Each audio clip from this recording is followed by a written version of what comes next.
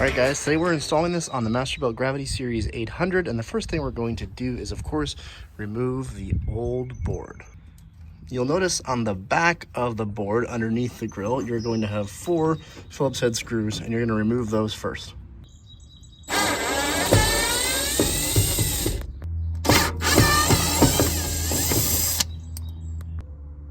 You'll notice at this point, the board is very loose, so go ahead and unplug your ambient temperature here, and go ahead and unplug all 2 of these JST connectors down here. You can just push down on that tab right there and they'll easily come apart. You may remember installing this when you put your grill together.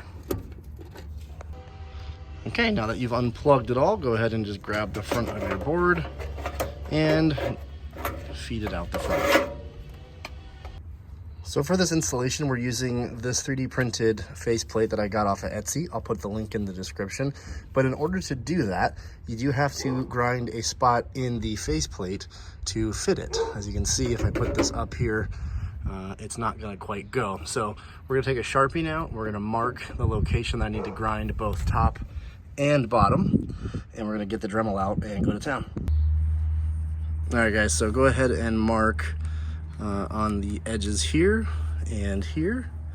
Make sure your plate is centered, and also note that this is pretty flush up here, so we're just going to run the Sharpie on the top, but I can do that later as well. We're going to basically grind out all the way to the lip there, and we're going to mark the same thing, the edge on the left and the edge on the right on the bottom. All right, as you can see, I've just kind of drawn little marks here to show you what I'm going to be cutting out with the Dremel. Any sort of grinding device would do a good job. A Dremel with a couple of sanding drums, a grind wheel probably is going to be the easiest bet. So we'll go to that process next. We're going to knock out all this, and then that faceplate should sit in there nice and flush. One thing to note when you're doing this and aligning this, I'm putting the temperature sensors on the bottom. And it doesn't matter which direction your unit faces, as it will automatically rotate the display. But I feel that putting the sensors on the bottom, of course, will be easier for powering it and removing the sensors when I'm putting it in the storage. But just note that this is off center. So as you can see, I've marked it, that all lines up. But if I happen to rotate it, let me put it back, it's not gonna line up right. So make sure that you put your sensors on the bottom in order to line it up just right.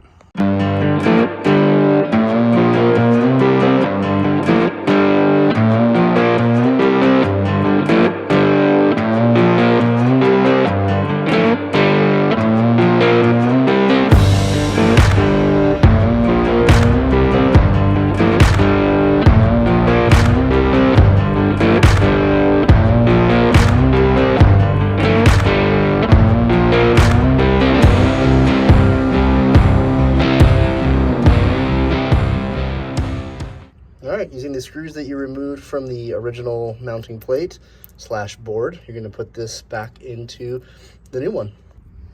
All right guys, so now that we know that this is able to be fit into the front of the grill, we're going to go ahead and plug in our cable into that barrel port connector down there on the bottom, and then we're going to run it out this hole down the bottom here. So let's go ahead and do that. All right, just like that, run that cable out the bottom, and now go ahead and fit it back into the front of the grill. All right, there you have it, back in the front of the grill. Plenty of clearance for all of my temp probes, and that wire is running down there. And now we're just gonna go ahead and drive home those 4 screws, and this will be nice and mounted. Go easy on this part. You don't need to hammer these screws home, just get it nice and snug. Okay, all of those are mounted. This is not going anywhere. It didn't mount it so hard that this plate bent. You can see there's still a gap here. You could go put washers in there. Frankly, it's not going to go anywhere. It's really totally fine. So if I had any note to the creator, thicken that up just a little bit and life would go on. You're going to go ahead and plug in this to this and this to this in no specific order, so don't worry about it. It's one series connector, so don't worry about that. Let's go ahead and plug it in. Okay, those are plugged in, one to one, one to the other. Go ahead and tuck this wire up out of the way if you'd like. I'm probably going to come up here and zip tie it up out of the way so it's not looking ugly. And then you'll note Now this is the original ambient probe. We're gonna go ahead and pull this out of the grill next and run our new ambient probe and plug it into our first port that I've automatically assigned to ambient, or at least titled ambient in my system here. Okay, inside your Masterbuilt Gravity Series 800 or 1050, there's gonna be a ambient probe bracket such as this. It's typically mounted right here. There's 2 screws that hold it in place, this one and this one, and also a screw here that's through that hole, which lines up with that guy, which on the back side you can see just kind of slots into place. So you can pull this off. Your ambient probe will still be connected to it. Then you're going to remove the screw that's right there, and I'll put in some B-roll here of that. That's going to come off. What that's going to do is then release your ambient probe, obviously. So you can see that mounted right there. And now, since that hole is only so big, you can either cut this and get rid of it completely, or you'll have to go in and grab the connector, unscrew those 2 screws, disconnect the wire, and run the wire back through. I promise you that's pretty easy. Just go ahead and pull off screw 1 and screw 2. Remove this little plate. And in my case, I needed a pair of pliers to set this piece free. You'll just pull that. Looks like they used a little bit of hot glue. That's why it wasn't coming off easy on by hand. And then in here, you can see there's 2 more screws which hold the positive and negative. To note, for anyone that's looking into this, positive obviously goes to the red, and white is the negative in this case. So go ahead and remove these guys. You don't have to pull these screws all the way out. You just need to loosen them up, and you'll pull this, and there you go. You can run that back through the grill now. Okay guys, this is the brand new probe. Obviously I have used it once in a different smoker to test it out before I put it into my Masterbuilt. They ship them with these little alligator clips that just kind of slide over, and you can use that to attach anywhere inside your grill. Now, the nice thing with this system is I can move this and check here if I want. So we're gonna test the system in its standard location. What I did, guys, is I ran the wire without the connector on it, of course, that wire through this hole where the previous connector or ambient probe was, and keep pulling until you reach the new probe. And because the new probe has the spring system on it, you can actually, and it's tapered, you can feed it in, and if you just put a little pressure, if you grab the spring and pull it, you can hear it click, and that's now in between the grooves of the spring. And this is free floating in here. You can rotate it so it's not touching anything. But you can even go back as far as you want, pull a little harder on that spring. And all that spring is doing is, of course, causing it to lock in that hole, so it's not gonna slide in or out under heat cycles. And as you can see, the probe is perfectly free floating in there now. So pretty trick. I like this setup. We'll see how good it does in the long run, but that's, talk about an easy way to mount your ambient probe right there. Okay, now that we're all installed, we're gonna go ahead and mount it back again using that screw hole, and that screw right there. Make sure to run your cable out and through that hole before you mount it, and that'll make life a lot easier for you as well.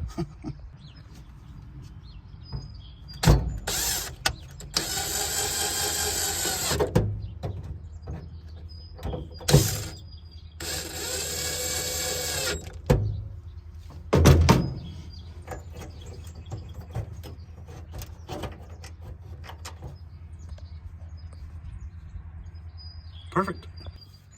All right, back under the grill, guys. I have ran the ambient probe, and I have plugged it into my far left port here on the Fireboard Pro 2. And I've also, and I'll show you guys how to do this in the app, I've labeled channel 1 ambient, just so I know at all time without having to look and look at what's the right temperature. I labeled this channel ambient, and then you just have channel 2 and channel 3 for your meat probes. Okay, next thing you're going to want to do is run a USB-C power. Now, you can run your Fireboard 2 off of its internal battery, but you won't be able to run your fans at 100%, and you will put a lot of strain on that internal battery, and ultimately you're gonna have to charge it at some point. So use either the 90-degree angle USB-C or any other USB-C. In my case, I'm just using a straight USB-C here. I had to grind a little bit of the connector, like the rubber, to fit it in here, and that's in there now. And then I'm running this cable straight up to an Anker. This is a 65 watt capable. This is their Anker 537. I'll put a link in the description. 24,000 milliamp, big pack. It's gonna run this system for a long time, not to mention the battery inside of here. So you're not gonna have any issues with overnight cooks or 18-hour cooks if you want. It's gonna run fine. But one thing that you'll notice is that at the top right here, it now says 12 volt.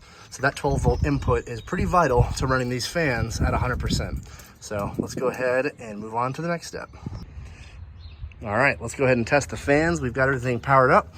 We've got 12 volt power. Our fans are at 0. Go ahead and press and hold any one of these 3 buttons on the left side. Click the bottom button for drive. And then we're gonna click the middle button for fan speed. Let's go up to 30%, 40%. And our fan has officially started. So we are rocking and rolling. Let's go ahead and get the grill started up and check this thing out.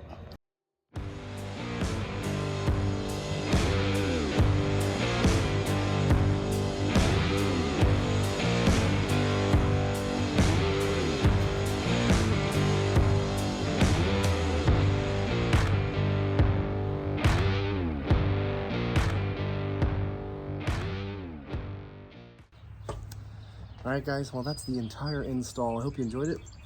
I wanted to spend a couple minutes talking about why I chose to go with the Fireboard Pro 2 in general, as opposed to their entire product line, and why I chose to actually invest in such a expensive system for this Masterbuilt.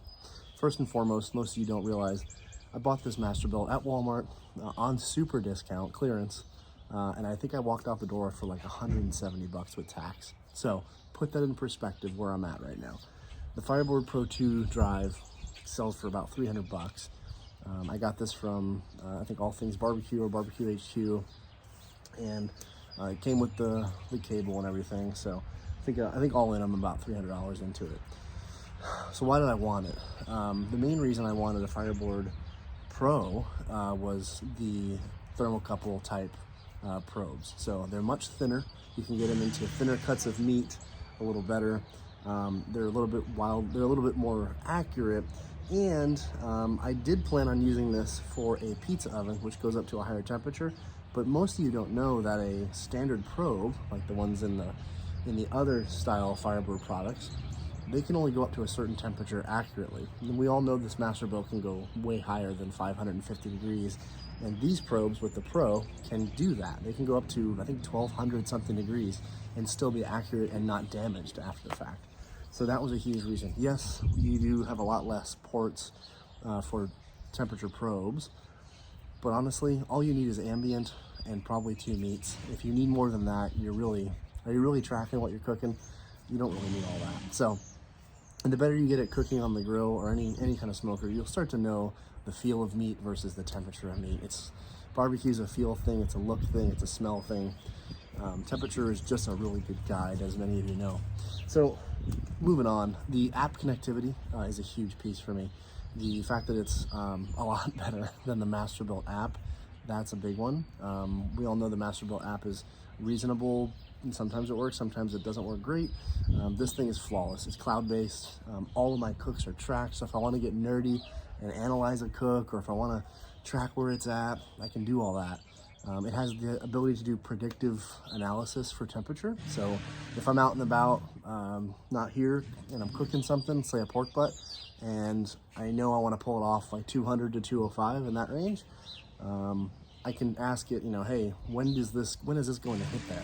Now, it may not be perfect, but it may get close, right? Because it can see, hey, the temperature has been increasing over this duration of time, 10, 15 degrees every 10 minutes. So in theory, and predictively, it's going to hit this temperature. That's kind of cool. Certainly not needed. Certainly not reason to spend $200 or $300 on it. The other thing that I love is that it has programs. So when I look at this, and sorry for the neighbor who's now drilling into their roof or something, the Masterbuilt doesn't have the ability to change temperature mid-cook based on a meat's temperature, and this does. And so, for example, if in that same pork butt, if I get to my desired finished temperature, say it's 205.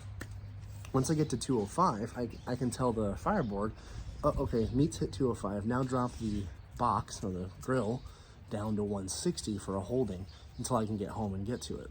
That's a huge, huge feature that this can easily do, and the programs take like 2 minutes to do. Another thing you can do, like for example, if you want to do 0 to 400 wings, well, the Masterbuilt does an okay job at that because it doesn't really, you can't really start at 0 like you can a pellet grill and just hit go. But this, you can say, okay, hold at 160. I'm gonna put these on. I'm gonna probe one of them. As soon as I want it to go up to 400, and as soon as that one chicken gets to 165, pop the whole system off again. So really cool programs. You can do a lot with it. Again, you can ramp up, you can ramp down, you can play with temperatures however you choose. If you want to, have a brisket and go higher in a certain part of the cook and then lower in another part of the cook, it can do all that. It's all pre-programmable. Another thing is I can run this whole grill wirelessly without having to plug into the wall, which you guys know from my other videos. I was big into the solar panel brick with the USB plug into the standard Masterbuilt system. This has its own internal battery, and you can absolutely run the grill on it. And I'm also running a small USB power system to it. I hate being tethered to the wall. If I ever bring this somewhere, tailgating or otherwise, I don't need to be tethered into any kind of power source. That's nice to have as well. I love the display. The display is really nice. Right now, you can probably see it behind me. It's tracking my pork butt that I've got in there. You can move it to see all 3 temperatures. You can move it to see the graph of where your meat's at. So that's kind of nice as well. Yeah, and that's really the reason. It's more of a tinkering tool. For those of you that are super nerdy about your barbecue and you want to know more about what's going on, the Fireboard Pro is really going to be your absolute best alternative to not only run the grill, but then also to see what your grill is doing, what your meat is doing. And for me, it's just fun to play around with. So guys, I hope you enjoyed this whole series. If you have any questions, put them in the comments. I'll be happy to answer them. If you have any questions about the install, please let me know, and I will be happy to either do a secondary video or answer them in the comments. But other than that, please like and subscribe if you like what we're doing here, and we'll catch you guys on the next one. Cheers.